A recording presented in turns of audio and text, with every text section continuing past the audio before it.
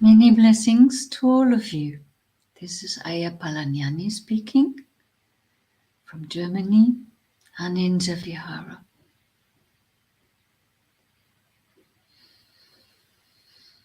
I would like to start with a few minutes of breathing calmly and slowly and relaxing, breathing in and out.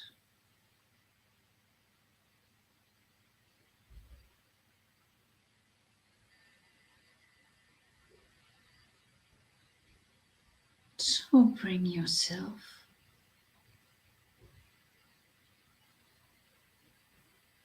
into a sitting position where you can sit with your back upright.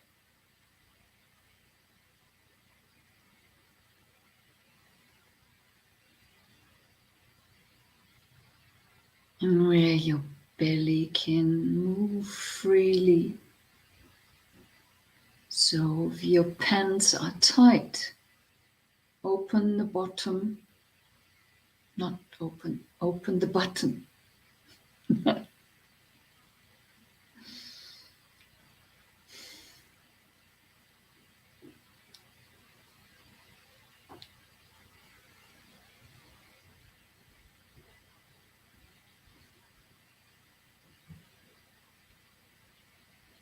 But also open the bottom. That's also right. If we are a bin, if you need to be a bin, then be a bin with no bottom, for example. Everything can go in, but goes out right away without remainder, bottomless, wide open. But what I meant to say, if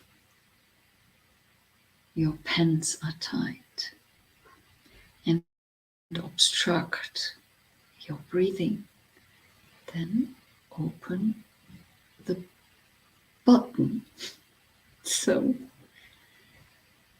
that you can relax and breathe freely.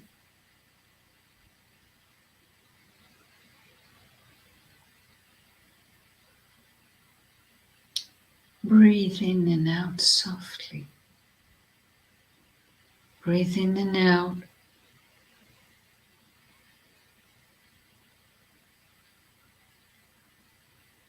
Wishing well.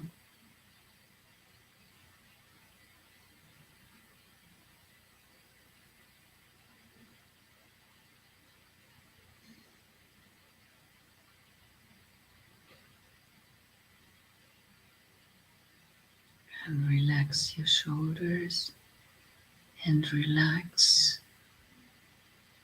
your face, your chin,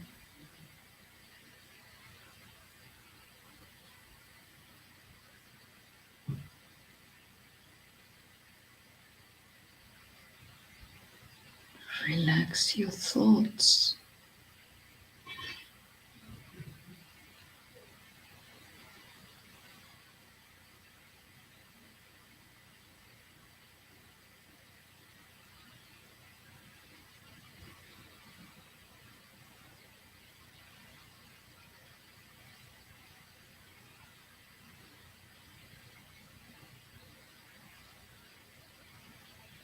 And just breathe in and out and be where you are, and either prepare yourself for the day that lies ahead of you, and calm your mind down and refresh with every breath your body and mind. Or if you're in a place where you're about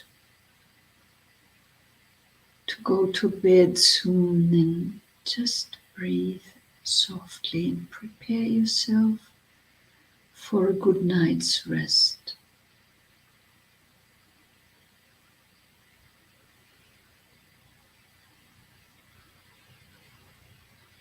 And let the fresh air that comes into your body take out everything that was bothering, that was burdensome, so that you know whether you end the day or you start the day are ready to listen to the Dhamma.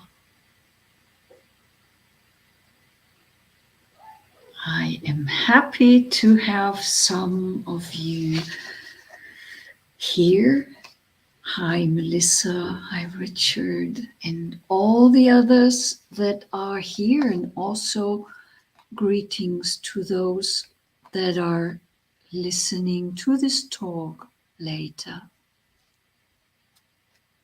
So, we are talking about the Sutta Digha Nikaya number 34, up to 10, or the Dasuttara Sutta. And we compare translations of Bhante Sujato, of Maurice Welch, and of course we put our heads and hearts around it and try to understand it with our own capacities. No, we try to really dive into it and try to grasp what Sariputta is saying here in this sutta. So we remember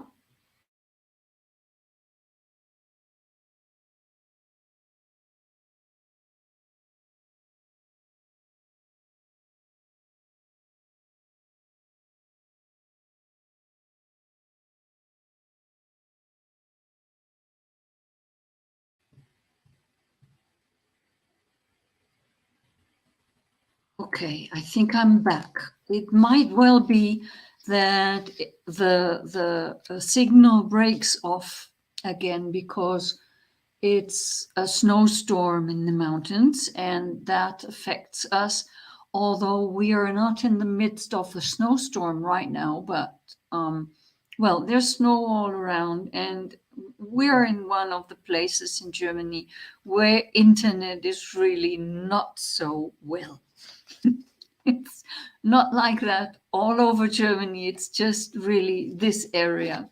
But maybe autumn next week, next year, of course, that will change. I read in the newspaper that we are about to have glass fiber connection. So maybe with a little patience, we one day will have good connections. Anyways, however the connection to this world will be, today we are talking, as I said, about Digha Nikaya number 34. And we are debating the threes today. So there are things, and this week up to 3, that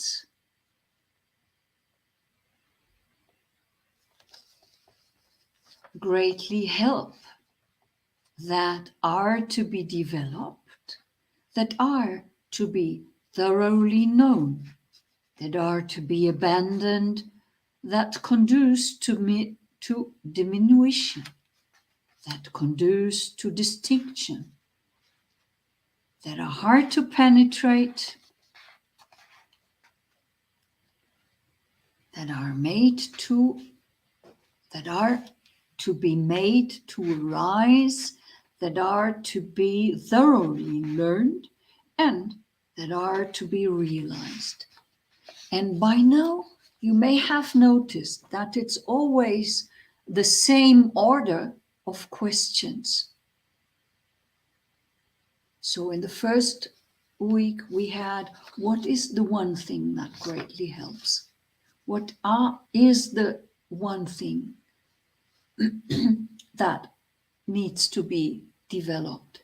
Last week we talked about what are the two things that greatly help. What are the two things that are to be developed? And today we talk about the three things.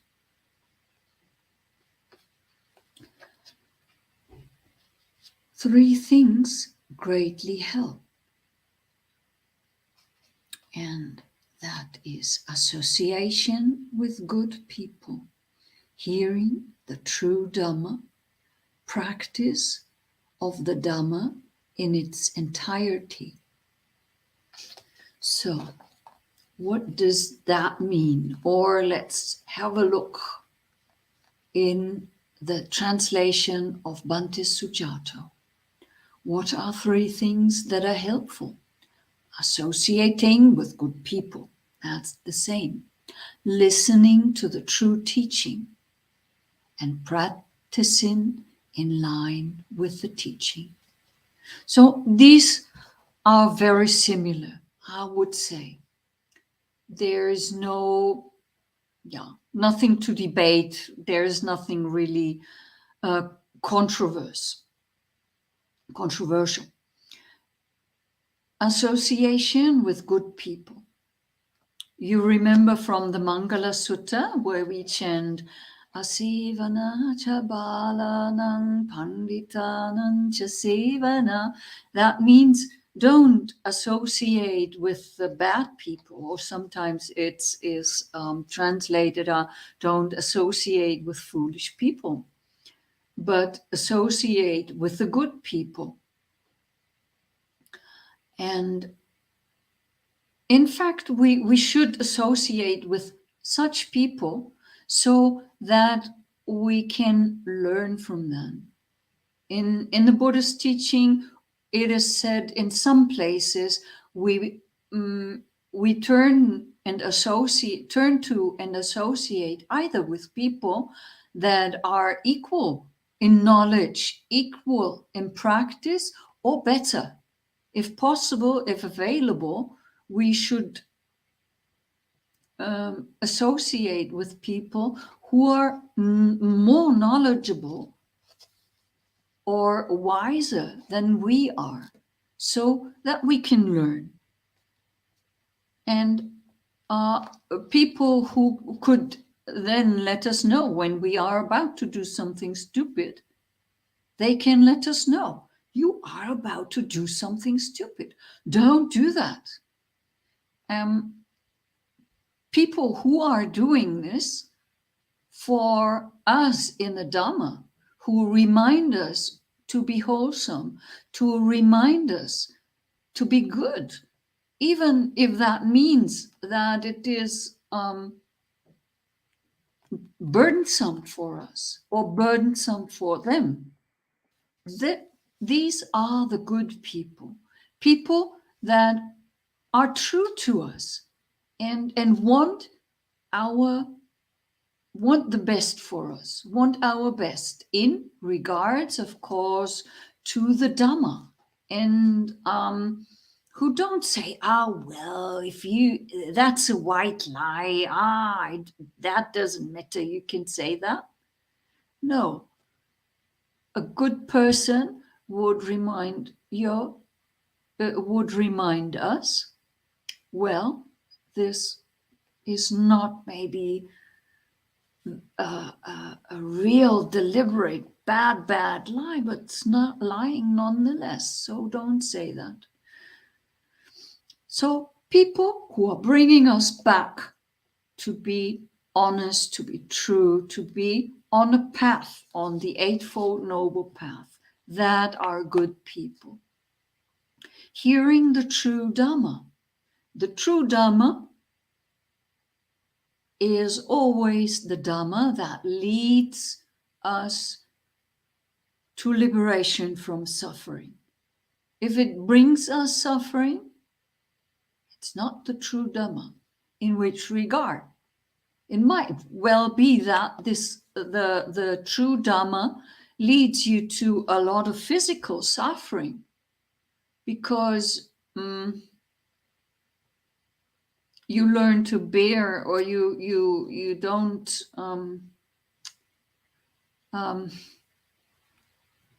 run away from pains anymore, or you don't use excuses to practice, for example, but you go through the practice and experience the result of your karma. Like, for example, Angulimala had to do.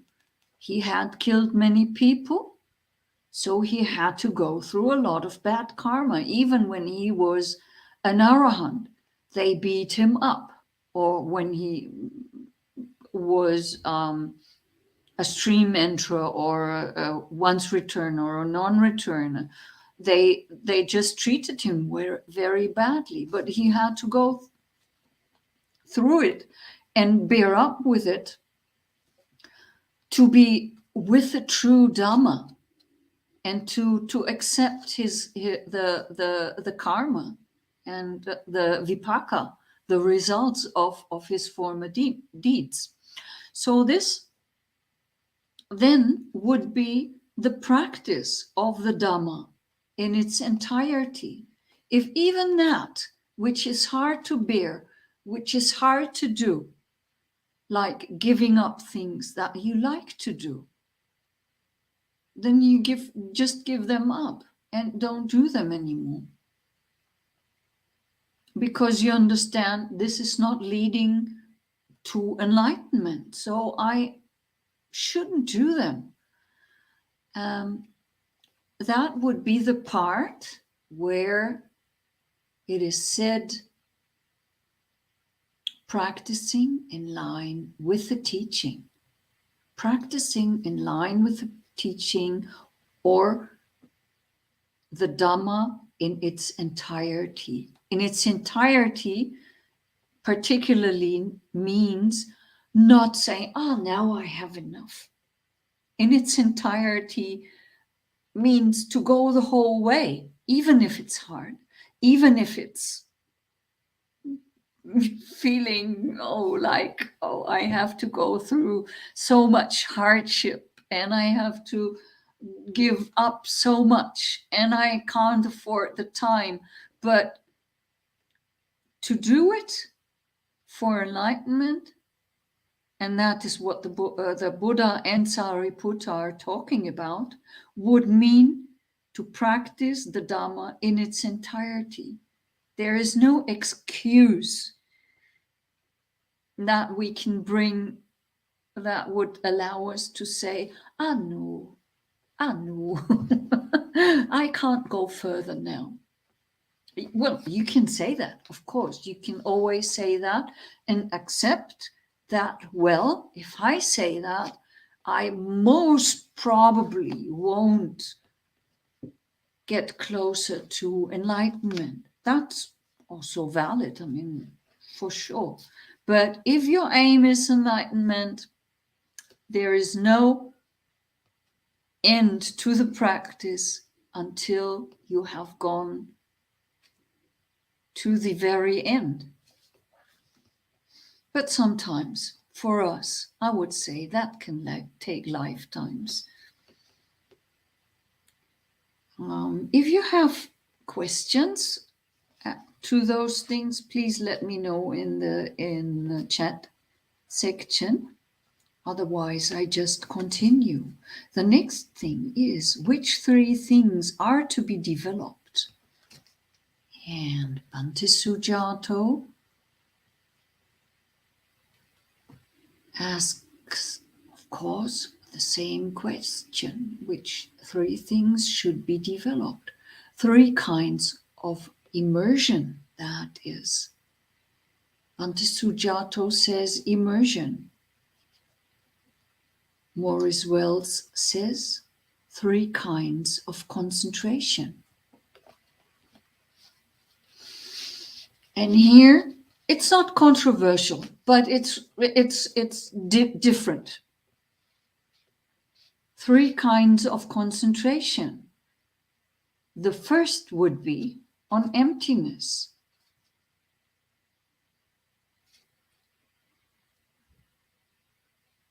Sunyato.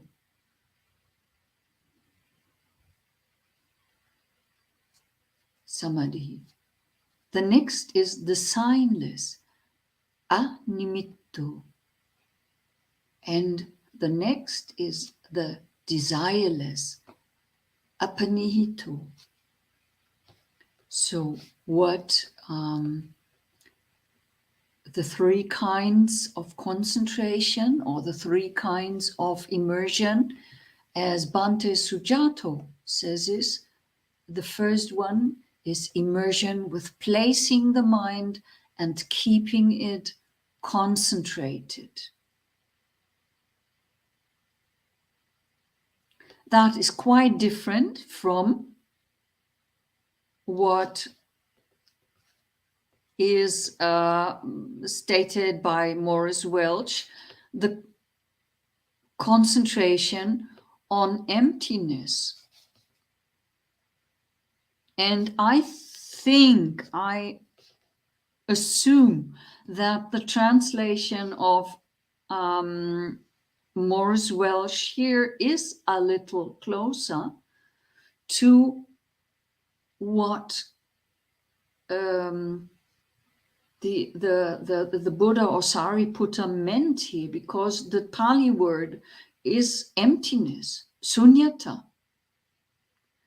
So that doesn't mean that we, right from the beginning, can and shall practice, meditate on emptiness. Maybe we can't, and then we don't. And then maybe that what Bhante Sujato says, trying to get into the first state of concentration or the first jhana, placing the mind and keeping it connected. That would be, so to say, a sign of the first jhana. But this is really not what the Buddha says here, or Sariputta says here. It's about emptiness. And emptiness is, of course, for an arahant, it's that state where is nothing. Not even feeling, and no sanya,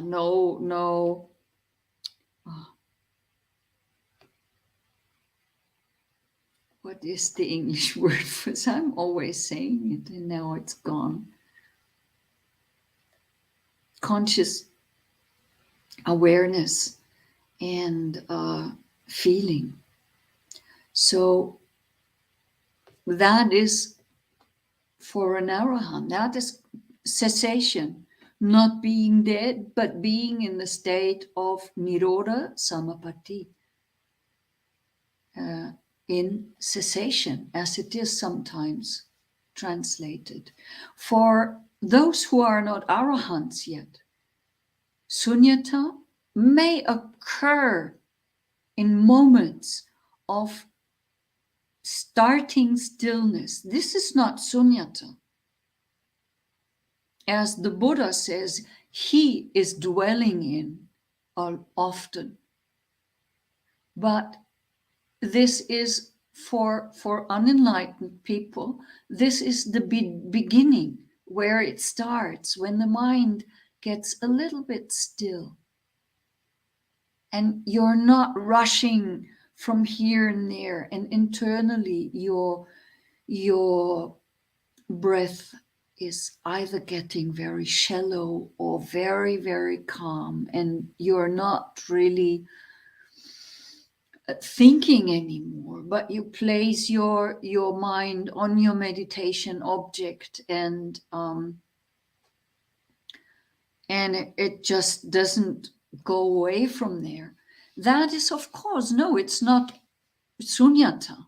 It's not the emptiness, but that would be the first step towards it that we have to take. And I think Bhante Sujato is talking about in his translation about this very first step that we need to do. Whereas, Morris Welsh is really talking about what the Buddha is doing. And the next thing, the next kind of concentration or immersion is the signless, annimito. That is not animito, so something with a friend, but that is comes from nimitta, the sign, and animita would be the signless. So there it becomes really still. That is a kind of concentration. You know, when I said your mind can be still for moments, for little periods of time, then this, the signless, would be deeper, would be in a way that really nothing, no signs, and signs here can occur in every form. That can be a visual sign, that can be an audible sign, that can be a thought. Everything that can occur to you can be a sign. Also, signless means that you don't have,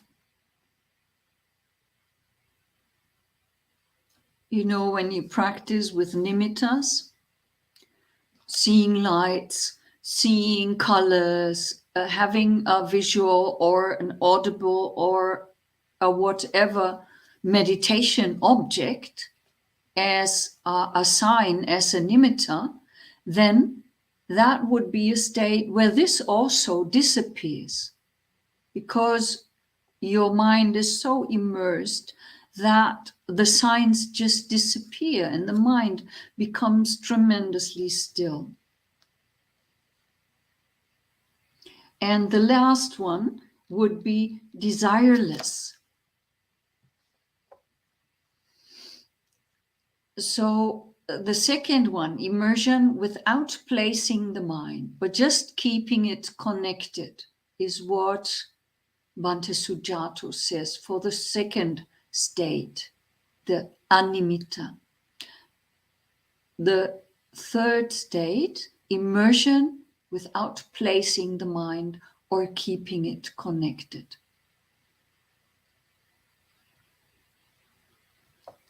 Versus the desireless, apanihito.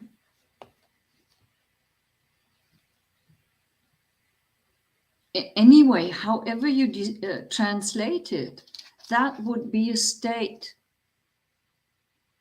where the longing of the mind, I want to go here, I want to go there, is even stiller than that.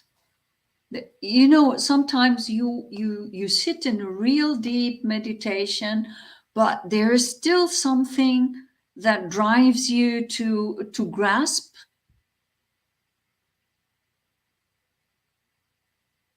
And you think, oh, I want to go deeper, or oh, I want to feel the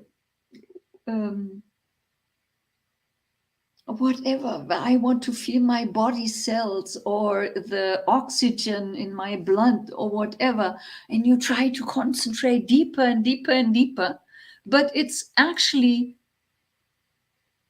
leading you astray because you have desires to go somewhere. So this is, you're just there and it is still, and there is no desire for anything else than that. And it's just perfect. And there may be a pain, or there may be a joy, but it's just, there is no desire whatsoever to have it otherwise than it is. And you're just sitting there, and there is no whatsoever wish. That would be this kind of concentration. And with these kinds of concentration, there are different categorizations for concentration. But in this case, these are, as I understand it, different aspects of concentration. So all of them are really high states of immersion or concentration. There is nothing shallow or nothing, like a little concentration. This is about real deep concentration states, right? So then the next thing is to be thoroughly known. And what are the three things that are to be thoroughly known? Three kinds of feelings. Three kinds of feelings. That is easy. That is Sukha Vedana, pleasant feeling. Dukkha Vedana, unpleasant feeling. And Adukkhama Sukha Vedana, the neither unpleasant nor pleasant feeling. These can be either come through a physical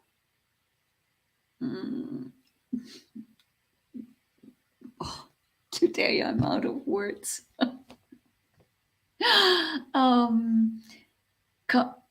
There might be physical reasons for feelings to arise, or there may be mental reasons for things to arise. But either way, whether they arise mental or physical, they are either pleasant, unpleasant, or neither unpleasant nor pleasant. So neutral. And the majority of feelings we have to deal with is neither nor. They are just neutral, and we have no idea about them. So most of the time we just feel neutral, and we're not pleasant and unpleasant. And what the difficulty with this is that we don't know that we are feeling neutral. So we feel that we don't feel because we don't experience a neutral feeling. But when you become more aware of your feelings, you also would notice, oh, sure, here it's just a neutral feeling. It's neither pleasant nor unpleasant. And however they arise, if there is a pain, for example, that is just, in the first instance, it's just a physical impulse, but in no time it becomes a physical unpleasant feeling arisen from a physical impulse. A happiness or pity are very pleasant, mentally arisen feelings. So in the Satipatthana, there is this distinction, but you don't need to do have the distinction between mentally and physically arisen, but you need to understand that there are these three kinds of feelings, and that's about it. And I was an actress before I became a nun, and for many, many years,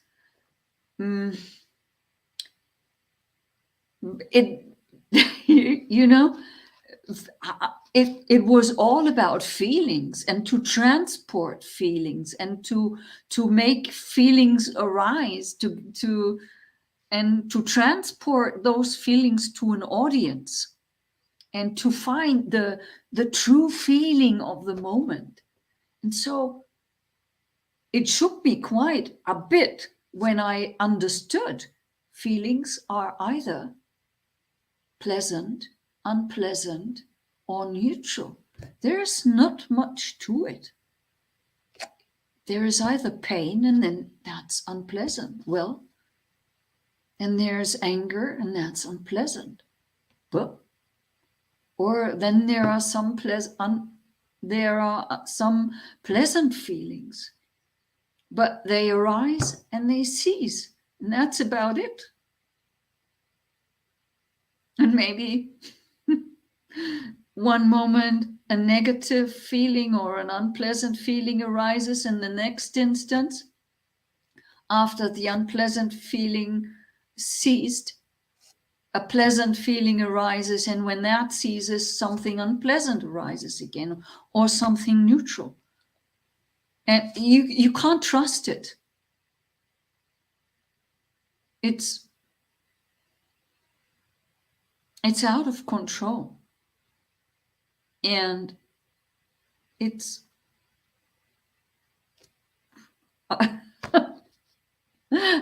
I don't know how I can transport the disenchantment that I experienced after taking the feelings so serious as an actress for so long, and then to come to understand, well, it's just feeling. There's nothing to it. It arises and ceases, and it's either pleasant or unpleasant or neutral. And that's it.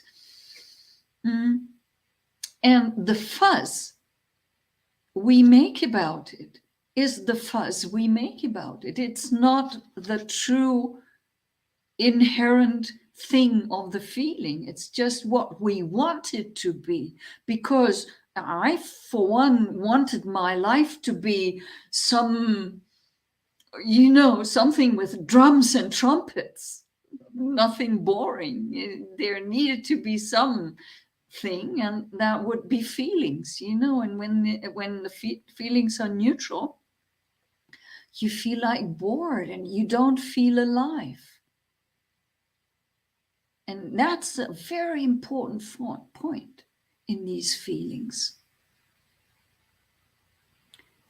You think you need these feelings to be alive, and you take them very serious, and they are not. They are not. Anyway, however that is, that shall be thoroughly known. And then there are 3 things that are to be abandoned. And these are the 3 kinds of craving.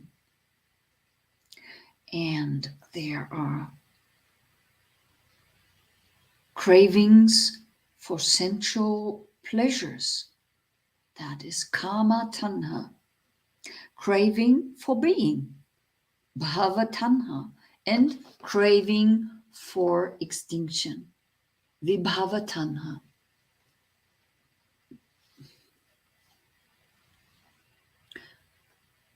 This is exactly the same, or very, very much the same, in case of Bhante Sujato's translation: craving for sensual pleasures, craving for continued existence, and craving to end existence.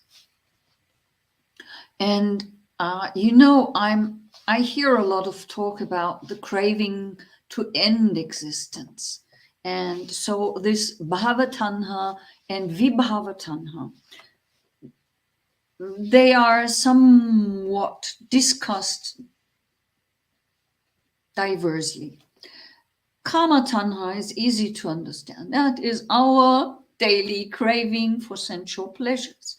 And that occurs very, very often, and that needs to be abandoned at some point. Why then the craving for being needs to be abandoned? And I think in the last moment before we become an arahant, we really need to abandon the idea, oh, I want to be this and I want to be that, and I want any craving for any kind of being. And in the same way, in the last moment before becoming an arahant, one would have to let go of all the craving that maybe I get out of this suffering, and oh, I can't bear it anymore, and this life is so burdensome, and I have seen so much suffering, and I don't want it anymore. When you hear me talking about it, there's a lot of I and I want and I think in it. So this is why it is so important to let go of it. And in the last moment, there might be a little of it, but in the beginning, so where we are, there is a lot of it. And I think in every single moment, when you want something to be in a certain way, or you want something to stop, to end, and to have it another way, that would be craving for being and craving for extinction. So bhavatana and vibhavatana.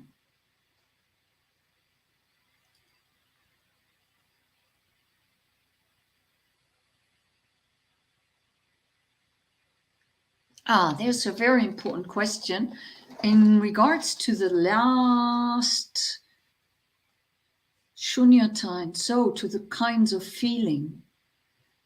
Richard, Ayya, what conditions and skills need to be in place in order to make a clear distinction between shunyata, so sunyata, and neutral feeling? Shunyata or sunyata is not a mere neutral feeling. Neutral feeling is just a neutral feeling where you feel neither pleasant nor unpleasant. When you wait or when you sit, when nothing is happening really, any kind of where you don't know, or where you know, well, isn't true. When you're reading a book and are not caught by it because it's so interesting or it's so boring, that it's painful, then you kind of in a neutral feeling. We are not aware of how often during our day we are in neutral feelings. So this can be a very mundane and daily thing that can happen everywhere and anytime, whereas shunyata is something that you experience usually only in meditation, and only in higher states of your meditative practice, when the mind really becomes still and empties itself of the world, in the sense that we talked about some talks about. So shunyata is really a very, very different thing that happens in meditation. Most likely, it will not happen during daily activity, because our minds in daily activities will not be, in emptiness. I don't think so. So let's see, where were we? these need to be abandoned back to kama tanha, bhava tanha, and vibhava tanha. These three need to be abandoned. And I think I said enough about it because we have some more, and conduce to diminution, or that is better understandable in Bhikkhu Bhante Sujato's translation. What three things make things worse? Three unskillful roots, namely greed, hate, and delusion. And I think we talked about that so much already that I don't go into detail, but we all have greed, hatred, and delusion. Lobha, dosa, and moha. These three. When we give in to them, when we give them room, place, and time, when we let them roam free in our hearts, then we're lost, and they make things worse. Whereas, and that's the next three things, lead to distinction, so to betterment.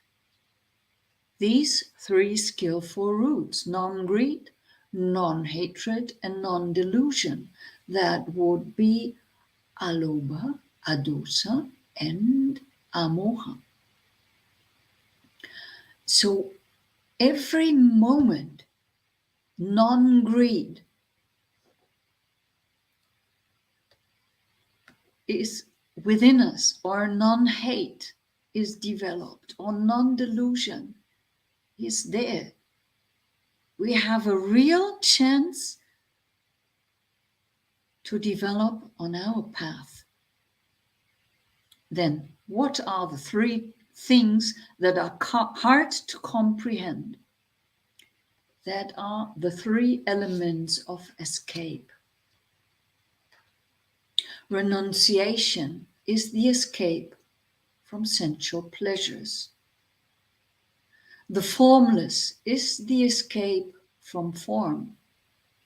Cessation is the escape from whatever is created, conditioned, and dependently originated.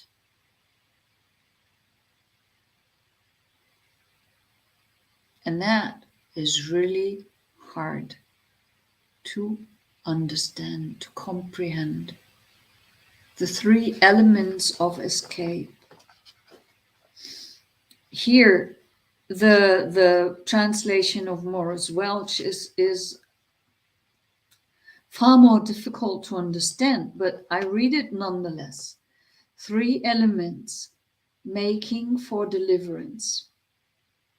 And that Pali word is nisaraniya dhatuyo. A, deliverance from sensuality. That is renunciation. B, deliverance from material forms. That is the immaterial. C, whatever has become is compounded, is conditionally arisen. The deliverance from that is cessation, nirodho.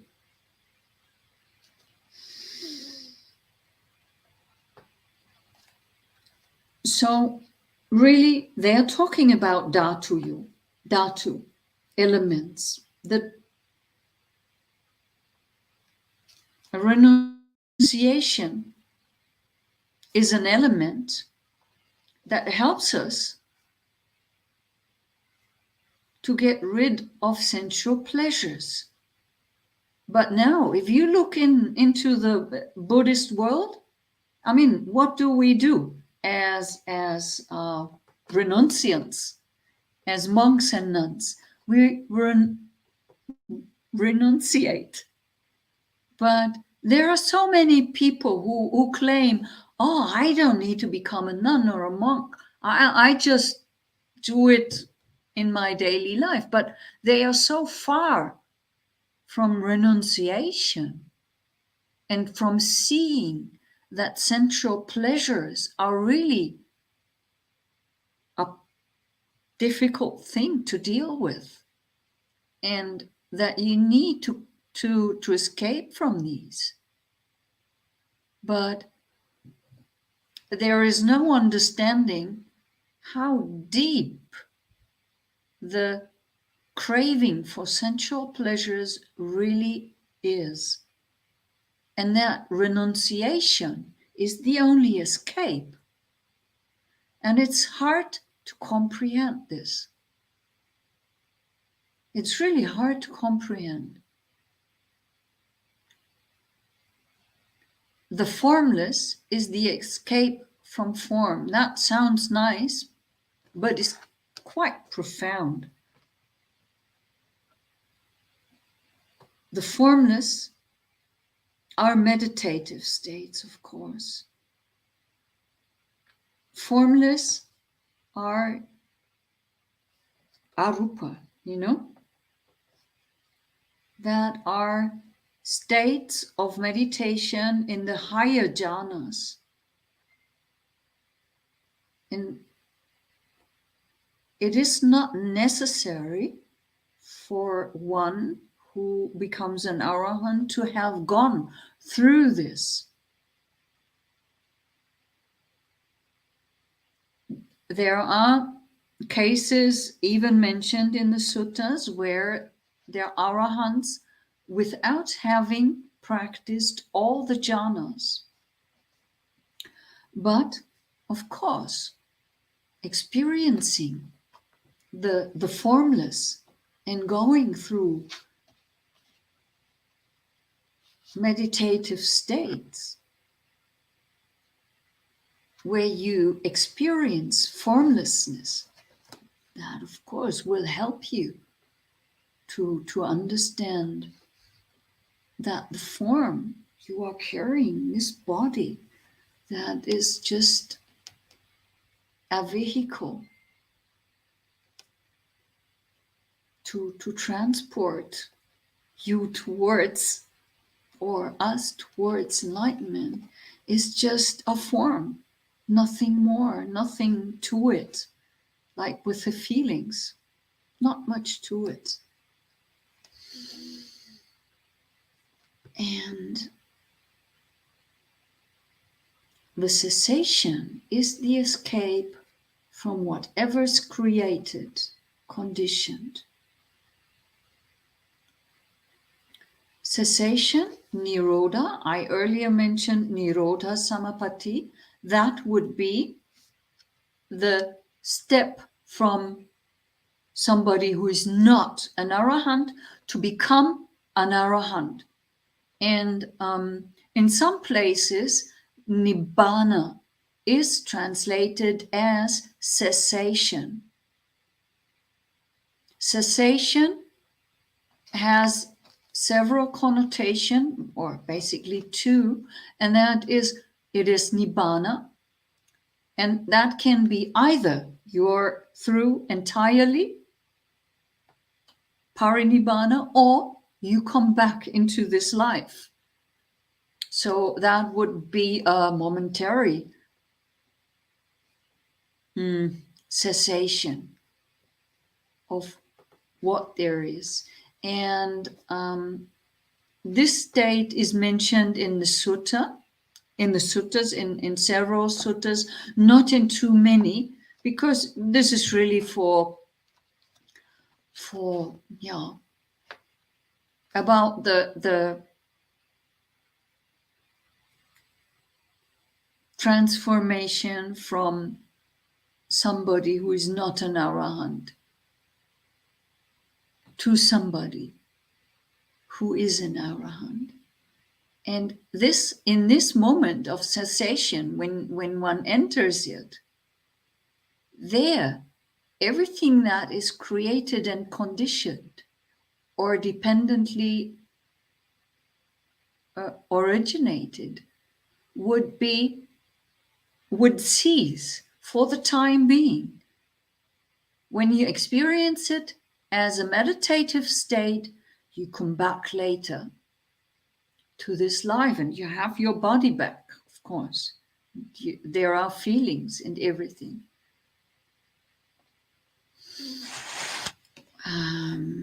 So, what 3 things should be produced? 3 knowledges regarding the past, future, and present.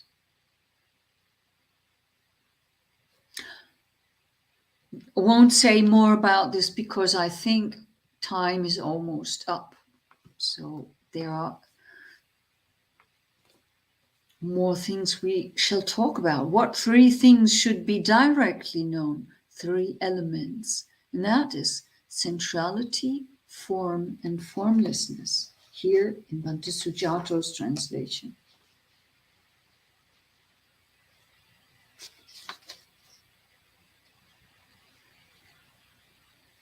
Directly known. The past, future, thoroughly.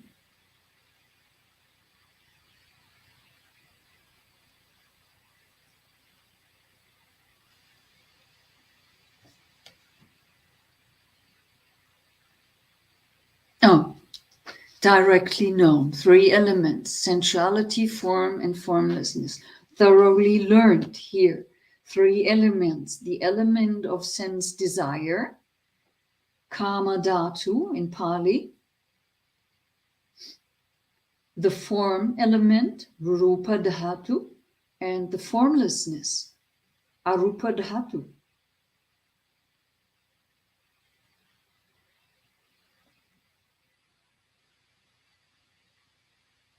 And that refers to the meditative states. There are planes in the Abhidhamma. Sometimes you see those lists of the jhanas or meditative states, and there's the essentiality form that is not really in the jhanas, but then there's the plane of form and the plane of formlessness, and that is in regards to the 4 lower jhanas or the formlessness for the higher jhanas. And what finally 3 things should be realized? 3 knowledges: the recollection of past lives, knowledge of the death and rebirth of sentient beings, and knowledge of the ending of defilements. Or in 3 knowledges, vidya, of one's past lives, of the disease and birth of beings, and of the destruction of corruptions. So these are the abhinyas. That is what you come to see before you become an arahant, before you really, really see through. And that's the moment exactly when you understand karma. Before that, before you have not realized this, you cannot understand karma. But in that moment, you see it, you know it, because you have realized and you see that you have been born because of those conditions. And you know the past lives. The Buddha says it. So even if I don't have any personal knowledge about these things, the suttas are full of descriptions of arahants, and the Buddha talks about it. These things, the 3rd eye, you know. And with this knowledge, you understand there is nothing more to do.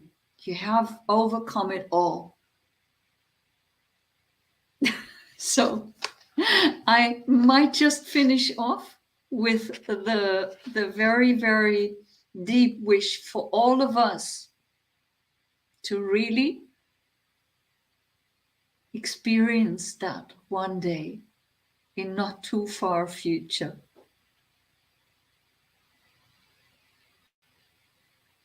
Be blessed, everyone. I hope you don't have too many questions now, because there is no time left to answer questions. The next week, if you are not tired of it yet, we would go through the 4 things that greatly help and whatsoever. There are more things. So I would love to talk about those next week. Until then, I wish you the very, very best. Blessings. Bye-bye.